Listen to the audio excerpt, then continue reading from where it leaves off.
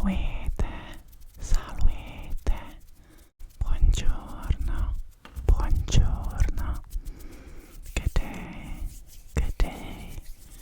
good evening, or whatever time of day it is where you're at. So,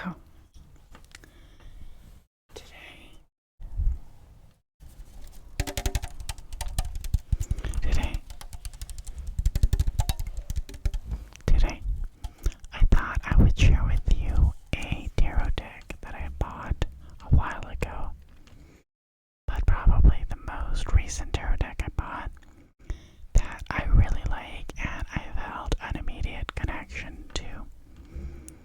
So I just thought I would go through the deck and show you some of the pretty images. Yeah, but first,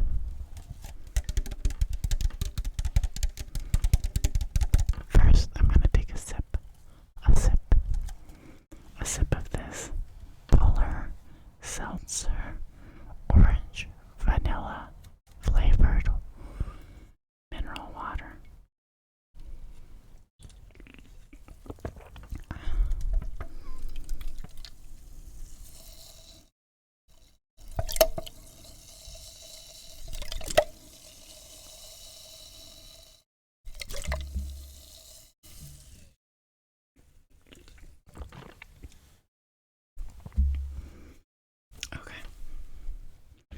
So,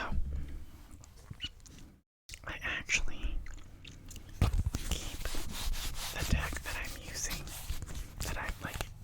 that whatever the deck is that I'm using, I keep in this little pouch that I was gifted a few Christmases ago. I actually really like it.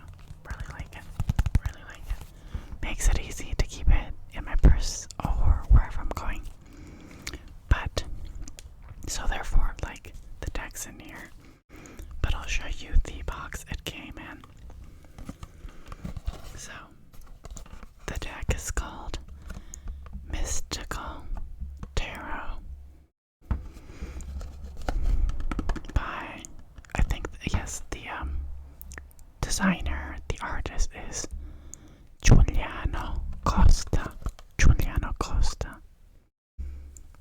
There's the name, hopefully it will focus. And the editor, or the publisher I mean, of this deck is Scarabeo, a very famous, large Italian publishing house of playing cards and tarot cards. See right there, it says made in Italy, Torino.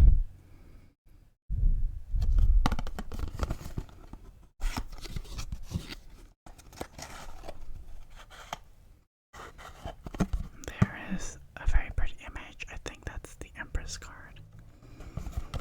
That's the back. There's the Strength card.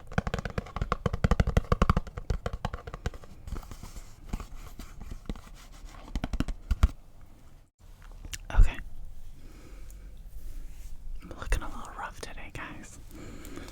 I feel like I always look rough. I don't know how these ASMR artists are able to make themselves look so pretty. I mean, maybe they are, but I don't know. I'm very low tech, or at least at this point. Hopefully, I will learn the tricks of the trade soon. So, this is the little leather pouch that was gifted to me. Let's bend it back up. Hope that's not too loud.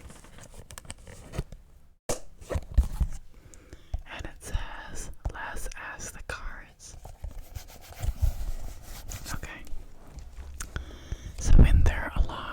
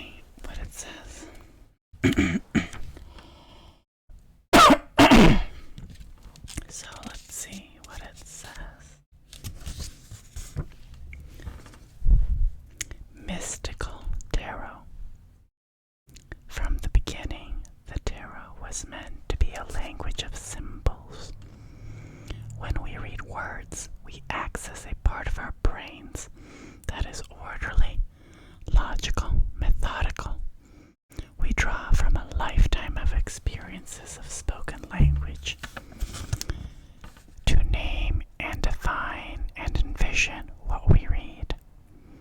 Our mind makes pictures out of letters on a page. The tarot works the other way around.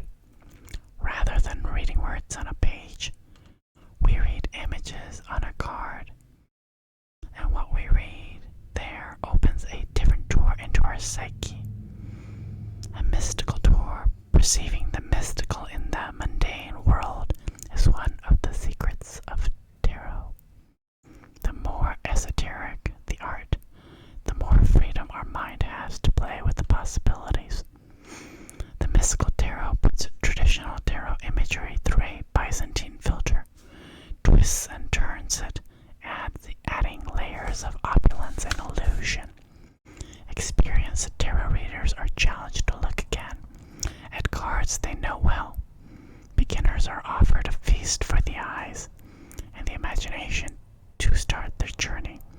To use the cards, mix or shuffle them in any way that feels comfortable to you. When you feel that they are thoroughly mixed, you can choose just a single card to contemplate or to answer a question. You can also lay out several cards in a reading called a spread. No matter what you may have heard, there's no wrong way to interpret a tarot card. When you're gazing at the image, let it speak to you. Consider the brief descriptions in this booklet to be jump starts that spark your deeper understanding. It is not an exaggeration to say that there are hundreds of ways to interpret the tarot. You, the reader, bring your unique perspective each time you turn over a card. Okay, so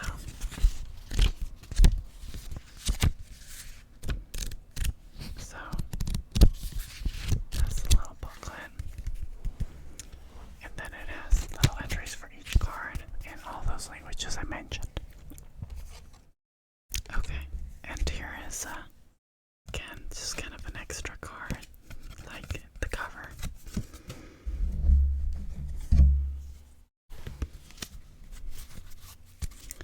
And here are the cards.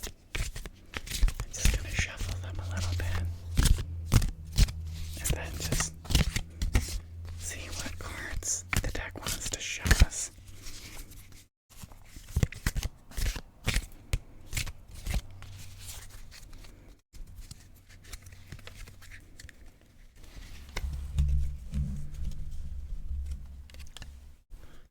I'm gonna shuffle them down here. Okay. Right. Okay. I'm gonna cut them as if I was reading them, even though I'm really just gonna skim through them. Okay. Okay, so first also, is it on the back of this? Yes. So this title card, let me show you what the back of these cards also looks like. Kinda cool, kinda creepy. Very much open to interpretation. Right? Yeah, very strange. Looks like weird little monster mouths. To me. Okay. Alright, let's see. The first card that I pulled is card number 20, of the Major Arcana. This is Judgment. Usually it's called Judgment. So, see, there's the 20 in Roman numerals. What planet is that? Is that Uranus? I might be totally wrong, but I think that is the symbol. Not focusing. But on the bottom, I think that's the symbol for Uranus. And as you can see, there is the Angel of Judgment with sounding the trumpet. There are little people coming out of tombs, or resurrecting. In the background, in the distance, there's some mountains and also some other tombs that appear to be like they're in a cemetery, clearly. Very, kind of straight to the point, in my opinion. Okay. Oh, and I guess if you want, I can talk about what each card means, or my interpretation, anyways, very briefly. So this card generally is an indication of like a wake-up call, or yeah, like a judgment coming down upon you, or like both, either it can be negative or positive, right? But something that really like wakes you up or snaps you out of a situation, and makes you deal with the consequences of something. That would be like my very, like 5-second explanation of this card. Okay, let's see. This is the Ten of Wands. Kind of pretty, I guess. It's alright, but let me keep looking. This one's pretty. The Ace of Pentacles. The Ace of Pentacles. See up there, one, because it's the first card for this suit. And on the bottom is a little coin, because this is the suit of coins, or pentacles. It's known as coin in like the Tarot de Marseille, or the Italian tarot, but in the English style of tarot, it's more often called the pentacle. And there's a star, and it shows looks like a nice pretty English style garden with a pool, or like a fountain. I think it's a fountain, yes, or maybe not. Just, I can't really tell, but like I thought there was a fountain, but maybe it's just grass. But there's like a vase with water, or a vase that seems to be for water, and nice shrubbery with a shrubbery arch, and a peacock sitting on top of it. Most of the image is the clouds, very nice puffy clouds with a hand, some sort of divine hand coming out of the sky, holding the pentacle. And there's also this kind of Capricorn-like ram. Oh my god. I hate the cars that go by here, it's so annoying.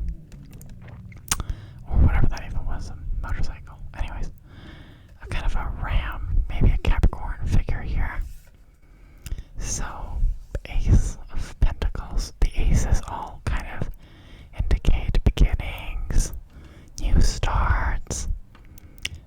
Pentacles is tied to like practical things in life, usually your finances, your like job, especially your job, like the aspect of your job that's more tied to your finances versus like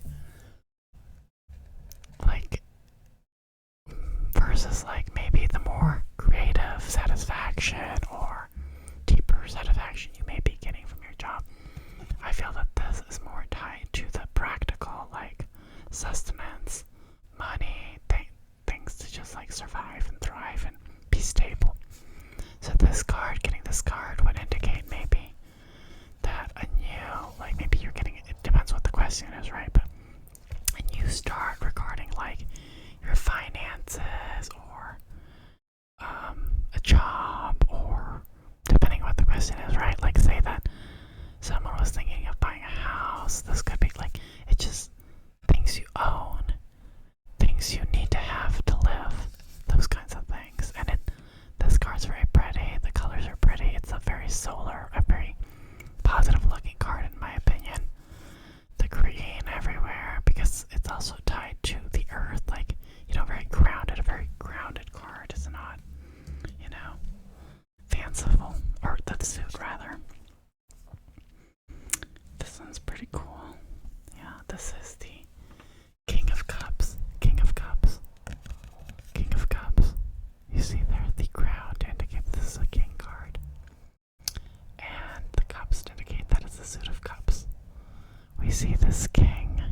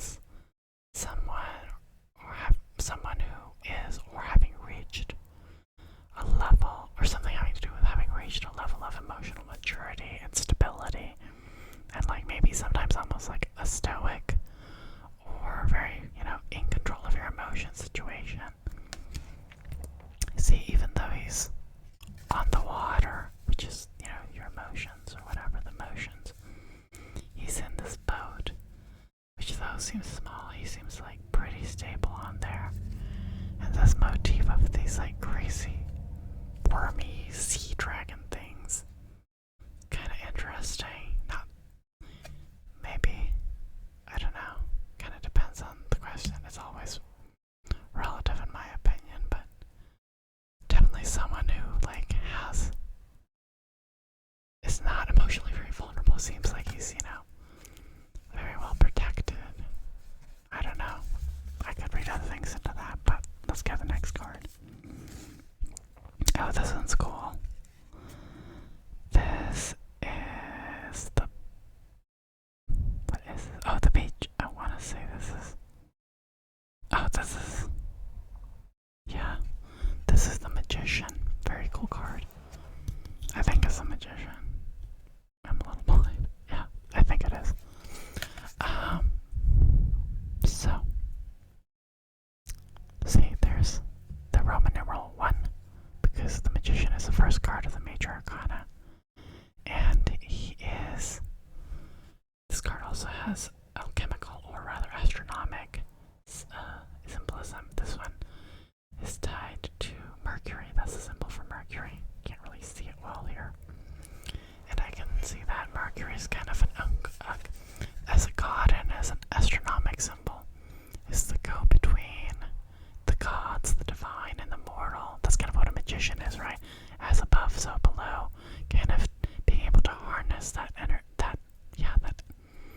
divine energy and manifest it in the world. Also, Mercury is both astronomically and in Roman polytheism to some degree, especially in astronomy, tied to, is a representative of, or patron of, like, different craftsmen, different workers, people, all the crafts, basically, any kind of artisan. So this magician, we see here this really weird table with a tripod of swords with 3 they look like weird cat animal things that are part of the sculpture. Black and white with, I noticed immediately, these triangles on their head. And, which makes me think of Pythagoras. And on the table, he's got like this, I forget what these things are called. There's like liquid going through it with the, kind of a alchemical thing. And he's got the sword, and he's got a cup. And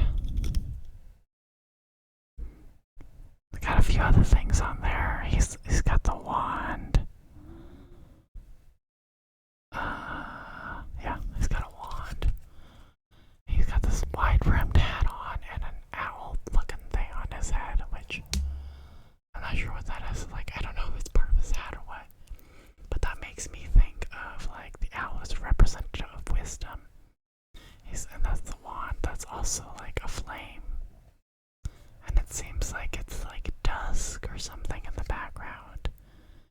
He's on like this like terracotta, and then there's like grass, and in the wave in the background it seems like there's like a body of water, and then the horizon and the sky. Very cool. Very cool colors. I like it. Okay. I like this card. Interesting. This is the 4 of... I mean, like I said, I like this card. Like, I like this card, but I like this card in the tarot in general. I don't know why. I just remember, like... I don't know. I like it. I like this meaning. Like, I read this card very easily. So, there's a 4, because this is a 4 of swords. There's the swords, because it's the suit of swords. So it's this man laying in a church as if he was dead, but we're not sure if he's dead. Maybe he's just resting. It's a night. And in the background you can see on this, like, I don't know what you'd call that, something that can hold, in this case it's like something that holds all these swords. There's 3 swords, and the last one, as if he had been holding it, or maybe it's unclear, is this sword being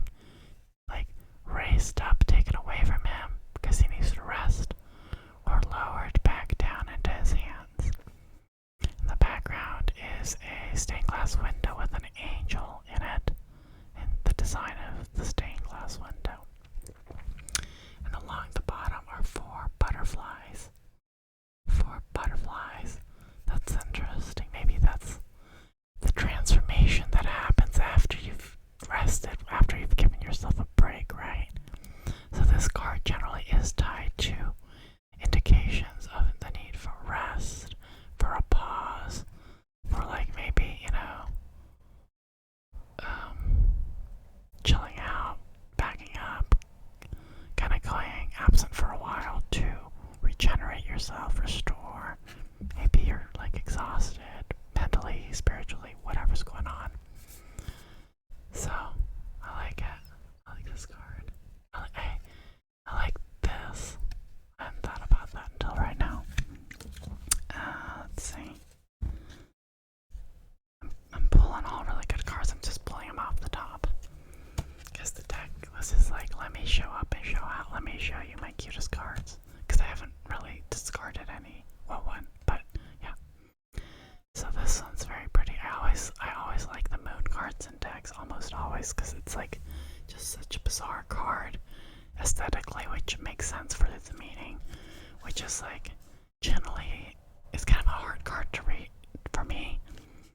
But it's associated with like more like sensations, like a sense of the bizarre and the liminal and kind of that like subconscious and deep psyche and the dream world and things that are a little crazy, a little lunatic, right? So there's the moon, which is pretty cool. I like it. I like the image of the moon here.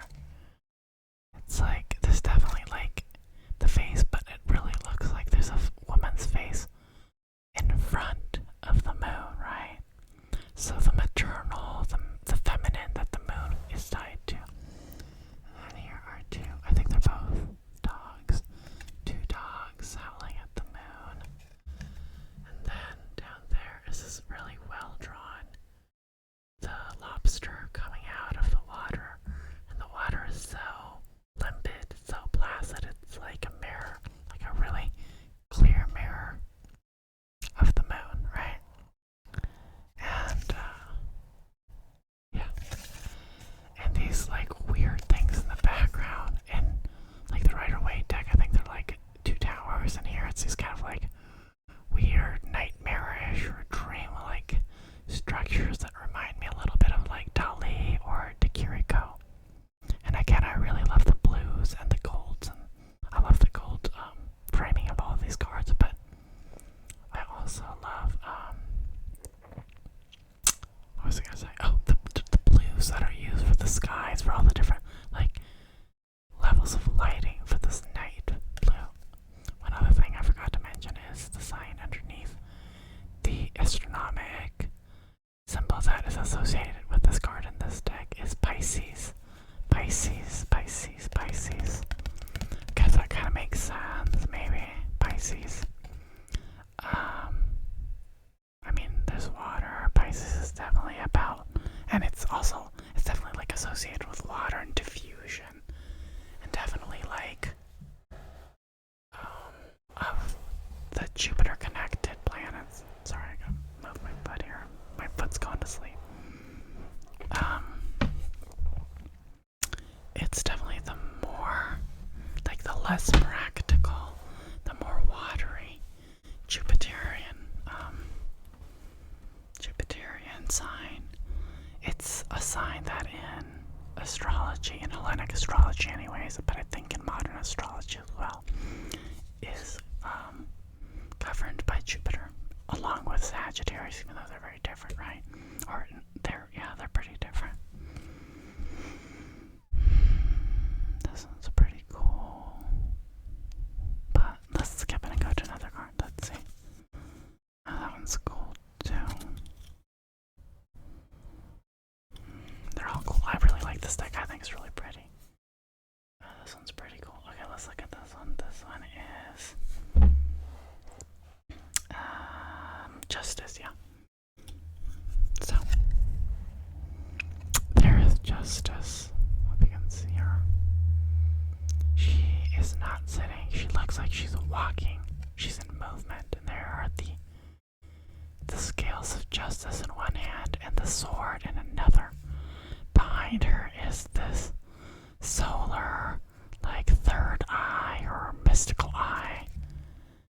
She's not sitting in her throne. She's up and moving, which is interesting. And there's these two columns on both sides of her throne.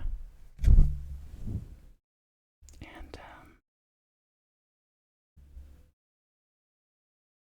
she definitely has kind of like a knowing look on her face, or like, I don't know. what's up. I don't know if you can see it. And this is associated, of course, with Libra, which is the zodiacal sign of the scales. When she's holding the scales to balance, to come to a, a rational and just affair. To measure and really come to a conclusion in a fair and rational manner. And the sword to cut to the bone of a situation, get right to it. No, no beating around the bushes, getting to the truth. So that's cool. Okay, let's see. Oh, this one's pretty. The Three of Swords, which is generally associated with like heartbreak, grief, pretty much heartbreak, grief. And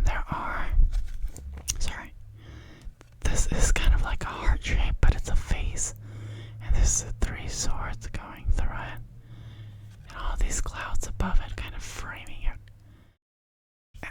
And then below are these three different, I think that they're like butterflies that are just hanging as if they were like sitting, like on glass. This is glass because they don't look like they're flying, right?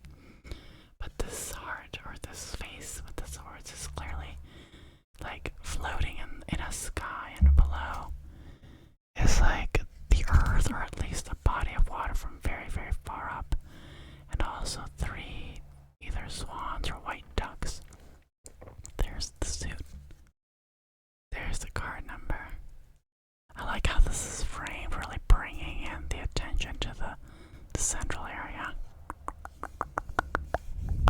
And again, the butterfly motif, which I'm guessing, my feeling is that it kind of shows like, yeah, these butterflies are not moving right now, but still heartbreaking grief brings a transformation in the end.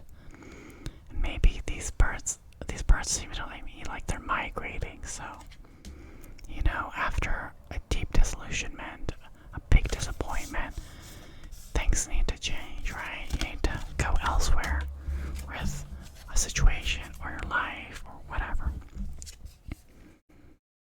Let's see. I'm gonna show you oh, this one's freaky. The devil card. And let's see. What's another good one? We've seen some pentacles. Have we seen any wand cards? We've seen cups. Oh, that one's pretty. Let's see. I'm looking through some of these cards now. That one's cool. That one's also cool. Let's see. Cups. Swords. Wands. I'm sorry. I'm just looking through all of these cards until I find a wand one that I think I want to show you guys. Because I've shown you pentacles, I've definitely shown you cups. I've shown you swords, we just looked at a sword. And I want to show you a good example of a wand card.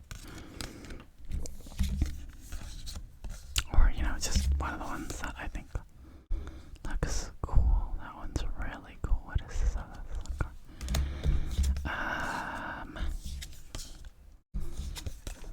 Oh my gosh. Let's see.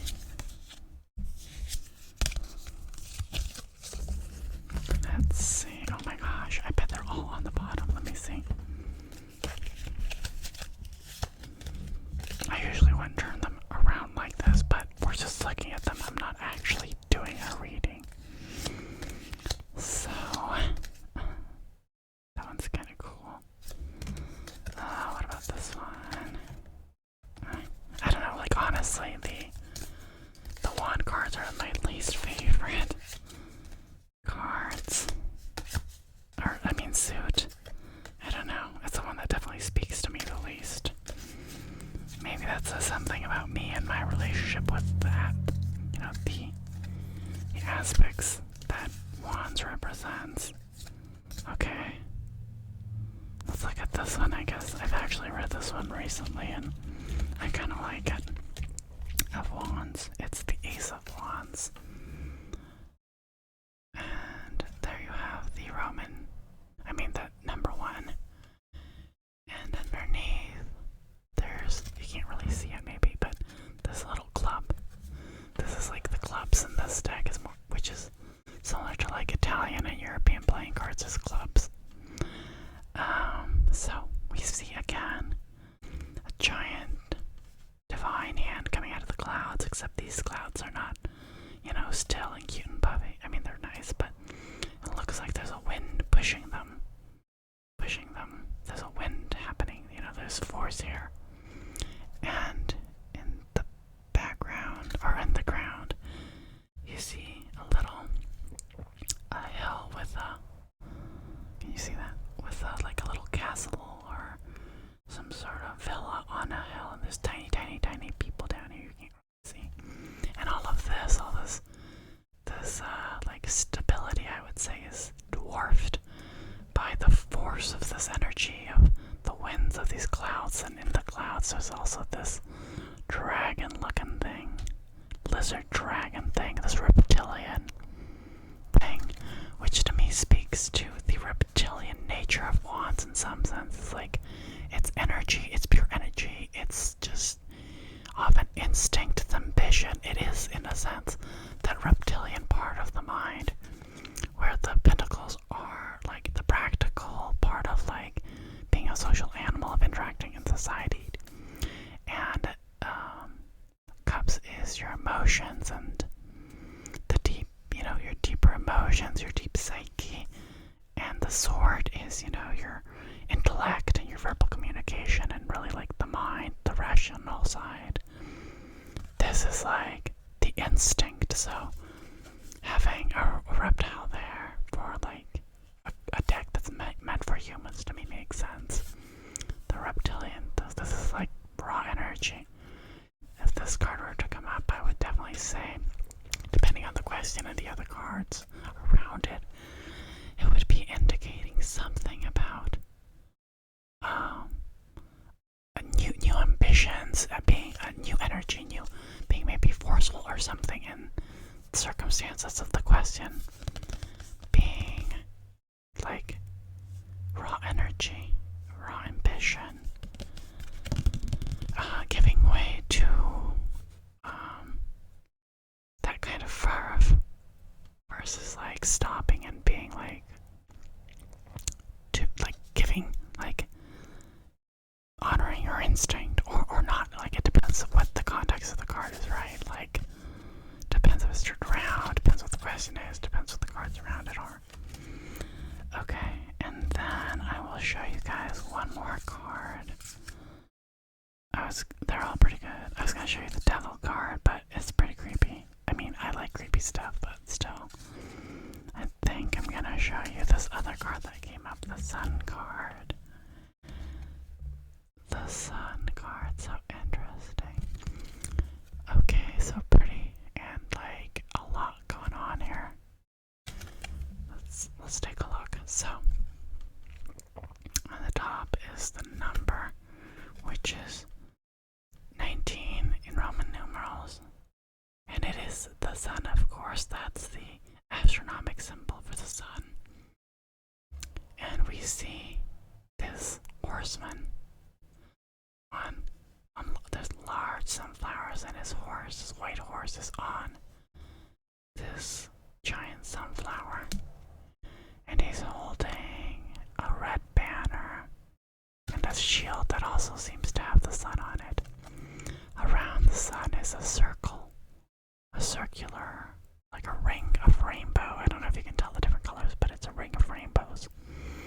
And this multi-faced sun, looking back, looking forward, and looking ahead, seems to be pulled by this chariot with this white horse pulling it across the sky. This man seems to